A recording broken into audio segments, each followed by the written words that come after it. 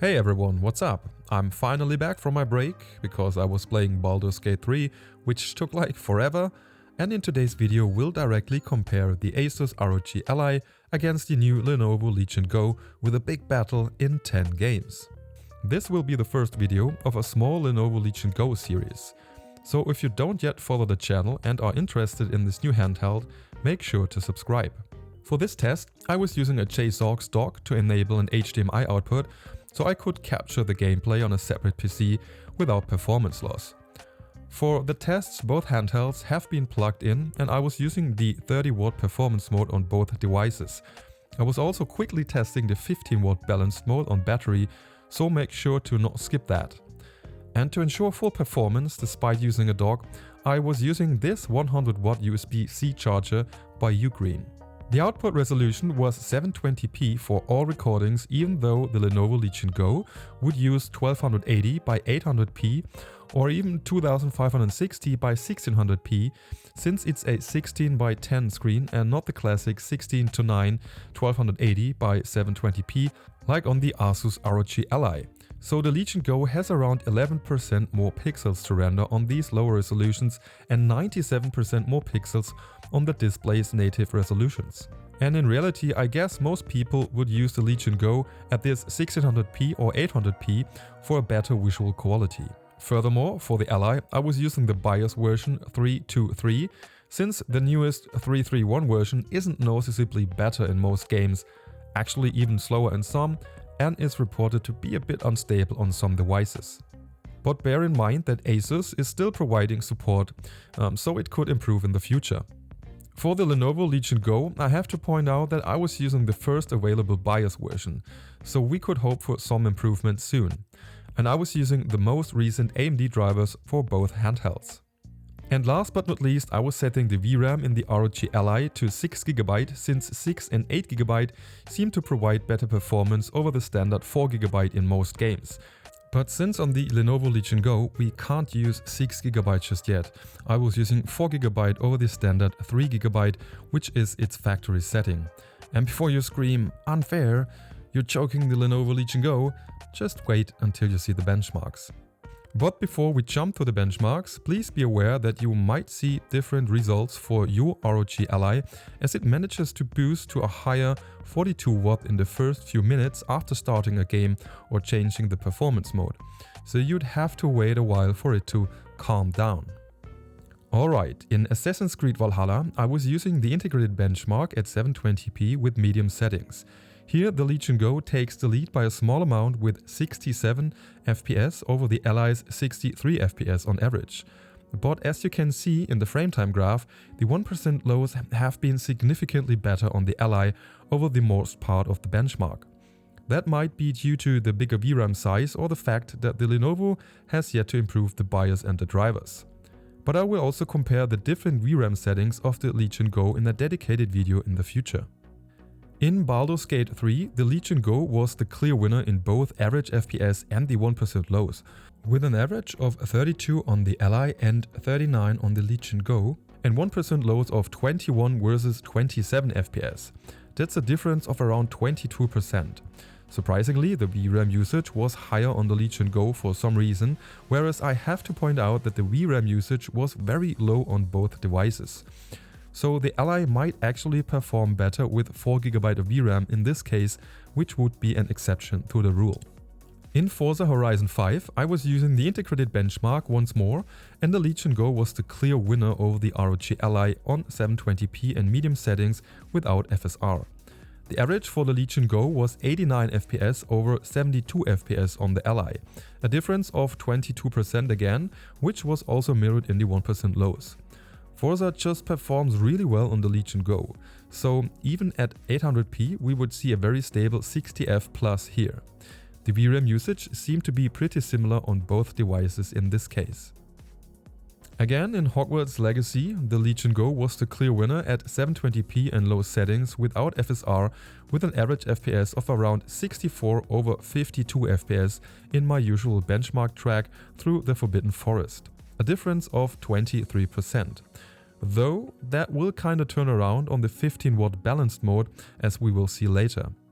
By the way, in case you're wondering why the VRAM speed is shown as 800 MHz on the Ally and 937 MHz for the Legion Go, that is because MSI Afterburner is not showing that correctly, and we have to multiply that number by 8.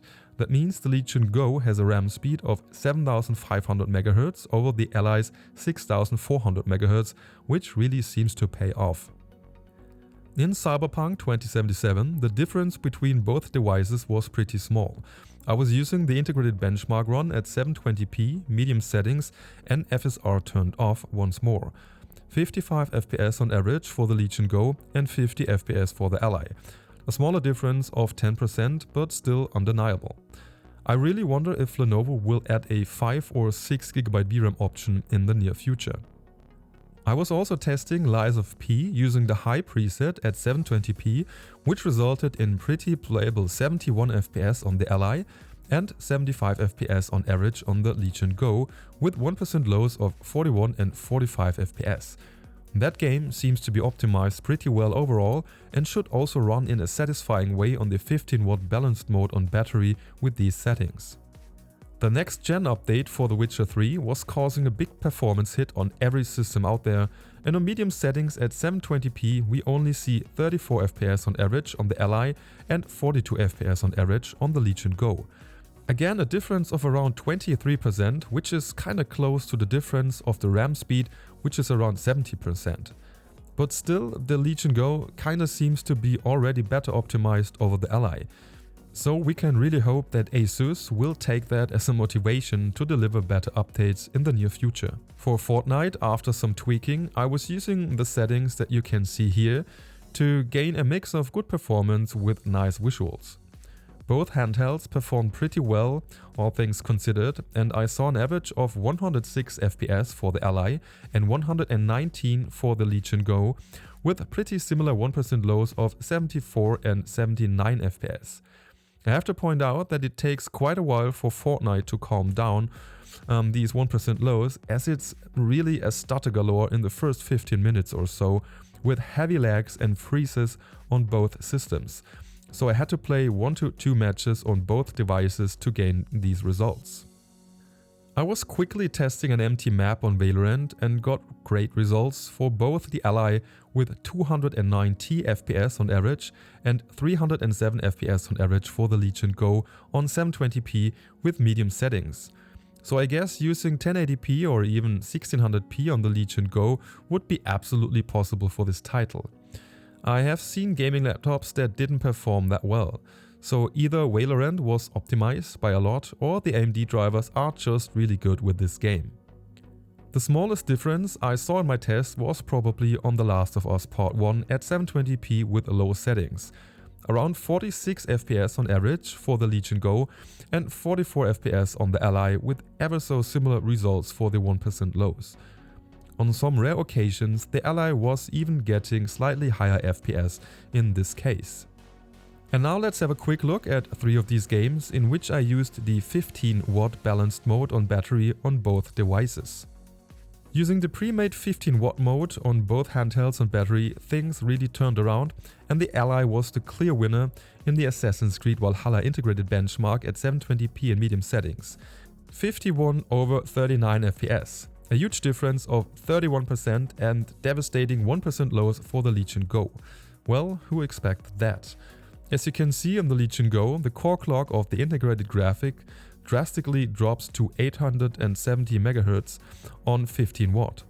If you actually choose the wattage manually and set it between 17 to 20W on the go, the results are much better.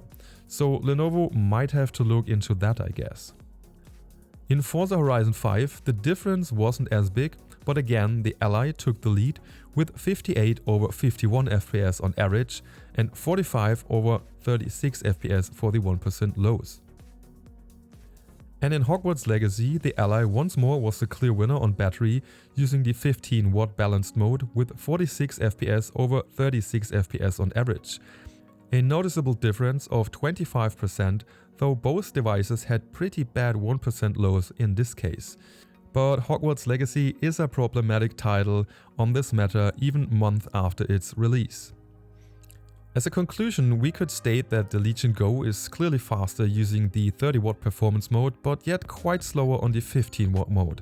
So I guess we'll have to wait if Lenovo can further optimize that in the future, since it really seems like this hasn't been on their to-do list yet. And since many people will actually use the 15W modes to extend the battery life, this is an important point for the Ally, at least yet.